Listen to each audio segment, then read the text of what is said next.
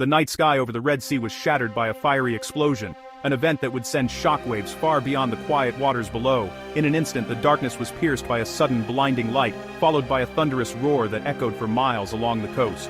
Yemenia Flight 607, a civilian airliner on a routine journey, has been shot down in what is now being called one of the most tragic aviation disasters in recent memory. The aircraft, carrying innocent passengers, was torn apart mid-air, its burning fragments raining down into the cold, unforgiving sea. Eyewitnesses from coastal villages and fishing boats describe a missile streaking through the sky, a sudden flash, and then the plane breaking apart. The wreckage fell in a fiery cascade, lighting up the night as horrified onlookers watched helplessly. Some say they heard a second explosion as the fuselage hit the water, confirming their worst fears. On board were 176 people, families returning home, aid workers on missions of mercy, travelers with dreams and plans, all lost in an instant. The empty seats and scattered belongings left behind are a haunting reminder of lives abruptly cut short. Rescue operations are underway, with boats and helicopters scouring the dark waters, their spotlights sweeping across the waves. But as the hours pass, hope for survivors is fading. The sea, vast and silent, offers little comfort to those searching for loved ones. The Red Sea, a vital global trade route and lifeline for millions, is now a graveyard. The calm surface belies the tragedy beneath, as debris drifts silently, marking the site of unimaginable loss. Images from the scene show scattered debris, twisted metal, life vests, and personal effects, while rescue teams desperately search for any sign of life.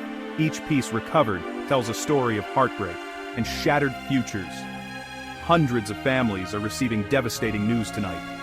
In airport waiting areas, the air is thick with grief and disbelief as people cling to hope, only to be met with the harsh reality of loss. The pain is raw, the questions endless. This is not just a tragedy, it's a flashpoint in a region already on edge. Newsrooms across the world scramble to cover the breaking story, as analysts warn of the potential for wider conflict. The flight originated from Sana'a, a city under Houthi control, immediately raising questions of responsibility and motive. The region's complex web of alliances and enmities only deepens the mystery and the stakes.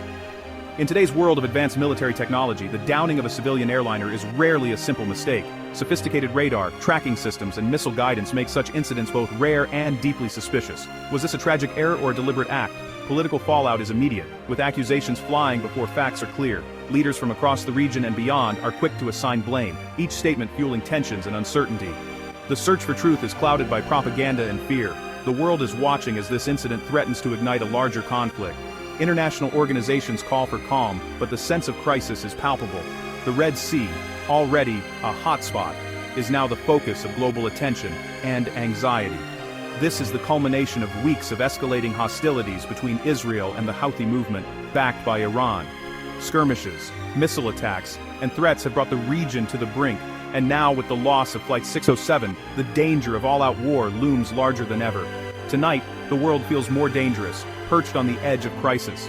As families mourn and leaders posture, the fate of an entire region and perhaps the world hangs in the balance, waiting for answers that may never come. Accusations erupted within minutes. Houthis blame Israel, calling it an act of terrorism. Houthi officials claim radar evidence of an Israeli jet near the flight path. Israel categorically denies involvement, calling it a Houthi-Iranian ploy. Israeli sources point to Houthi missile mishaps and Iranian-supplied weapons as the likely cause. The US calls for calm and investigation, but its alliance with Israel breeds skepticism. Iran backs the Houthi claims, demanding UN action against Israel.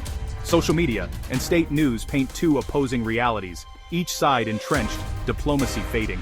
With narratives hardening, the chance for peaceful resolution slips away. In the heart of Sana'a, a city already scarred by years of conflict, grief is quickly transforming into a powerful, unyielding fury. The streets are overflowing with people, men, women, and even children, united in their outrage. Their chants reverberate through the city, demanding not just answers, but vengeance for the lives lost. The air is thick with emotion, as the pain of loss merges with a collective determination to seek justice. Every neighborhood in Sana'a and beyond mourns someone lost on Flight 607. The tragedy has touched nearly every family, fueling a collective cry for retribution that grows louder with each passing hour.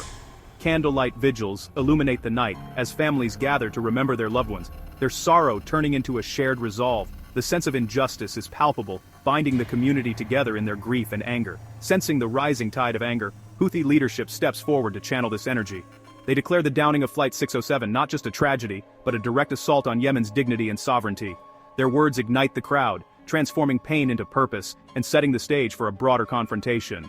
On national television, Abdul Malik al-Houthi addresses the nation with fiery resolve. He promises that the blood of the martyrs will not be in vain, vowing that those responsible will face consequences.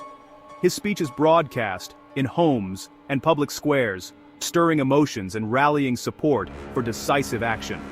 The shockwaves of the tragedy ripple far beyond Yemen's borders. In Beirut, Tehran, and other regional capitals, leaders and militant groups echo the Houthis' calls for revenge. Solidarity rallies erupt, with crowds waving flags and chanting slogans, signaling a growing regional consensus for retaliation. The Houthis, who have long positioned themselves as defenders of the Palestinian cause, now frame themselves as victims of aggression. They draw parallels between their struggle and that of Palestine, rallying support from across the region and reinforcing their narrative of resistance. This moment galvanizes their base like never before. Supporters flood the squares, raising their fists in solidarity and chanting in unison. The tragedy becomes a rallying cry, justifying escalation and uniting disparate factions under a common cause. The incident fits perfectly into the Houthis' narrative of resistance. Armed convoys mobilize across Yemen, military trucks bearing Houthi flags rumble down dusty roads, and fighters prepare for what they see as an inevitable confrontation. The call to arms is clear, and the momentum for military action is building rapidly. Regional support only strengthens their resolve. Leaders from allied nations offer words of encouragement and promises of assistance, raising the stakes for Israel and its allies. The sense of unity among these groups signals a dangerous escalation, as the lines between local and regional conflict begin to blur. The drums of war are now deafening, their echoes rolling far beyond Yemen's rugged mountains. The world watches as the region teeters on the brink, the threat of a wider conflict looming ever larger. The call for vengeance is out in the open, and with tensions at a boiling point, a forceful response seems not just likely, but inevitable. The world holds its breath as the next chapter of this conflict prepares to unfold. In Yemen's mountains, Houthi commanders mobilize for war. Camouflage convoys move missiles and drones to hidden launch sites, evading surveillance. These are advanced weapons, built up with Iranian help over years. Hardened Houthi fighters, veterans of a decade of war, prepare for action. Commanders brief their units. The mission is grave, the resolve unshakable. The strategy overwhelms Israel's defenses with a barrage from multiple locations. Targets include ports, airports, power plants, and major cities. The psychological impact is as vital as the physical damage. Iranian Revolutionary Guard advisors oversee operations, providing expertise and credibility. Their presence transforms the Houthis into a regional force, an extension of Tehran's reach. The stage is set for a confrontation with global implications. The Houthi arsenal is built for asymmetric warfare, quantity over precision. Long-range ballistic missiles, modeled on Iranian designs, can reach all of Israel. Swarms of drones, hard to detect and cheap to produce, add complexity to their attacks. The plan launched massive volleys to saturate Israel's multi-layered defenses. Israel's Arrow, David's Sling, and Iron Dome systems are advanced, but untested against such a barrage. The economic imbalance is stark. Interceptors cost millions. Houthi drones, just thousands. Israel's likely response: immediate, massive airstrikes to destroy launch sites at the source. Israel's defense relies on a layered shield.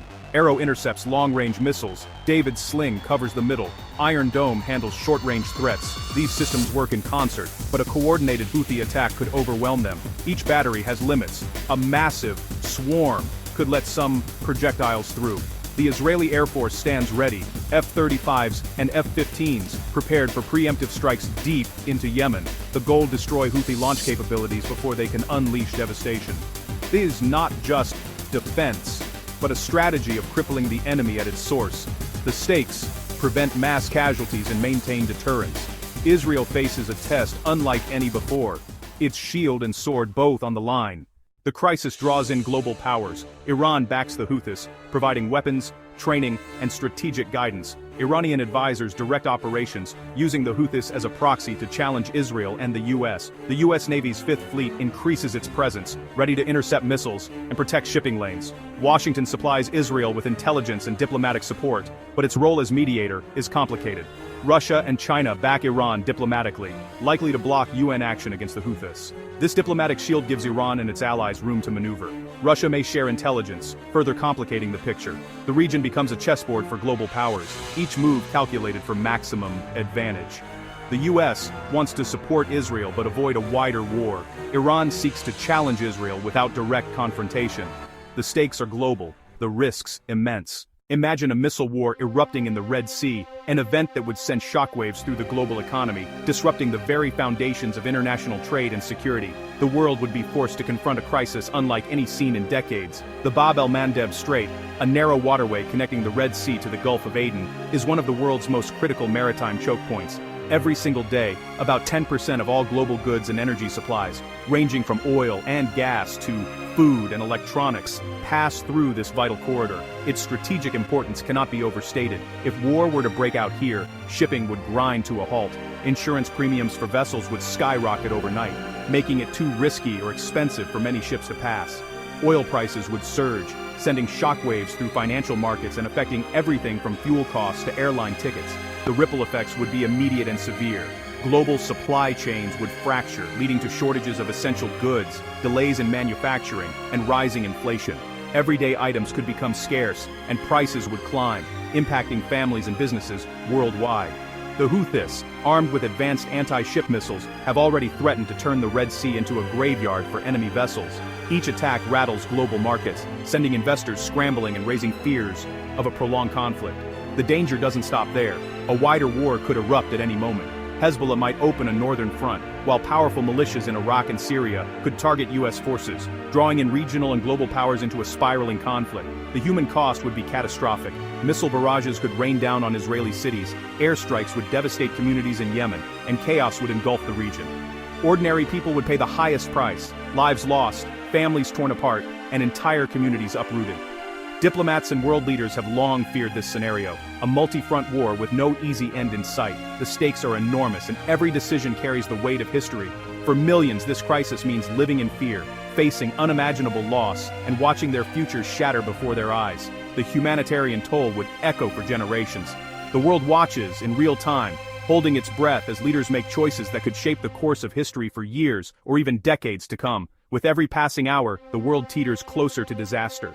The knife's edge grows sharper, and the consequences of a single misstep could be felt across the globe.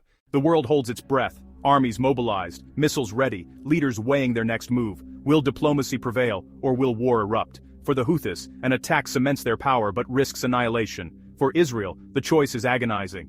Absorb a first strike, or launch a preemptive war. Secret diplomacy races to find an off-ramp, but decades of animosity make compromise elusive. This is about more than one downed plane. It's about power, religion, and the future of the Middle East. The silence is the pause before the storm, the fate of millions hanging in the balance. The world braces for what comes next, hoping for restraint, fearing the worst.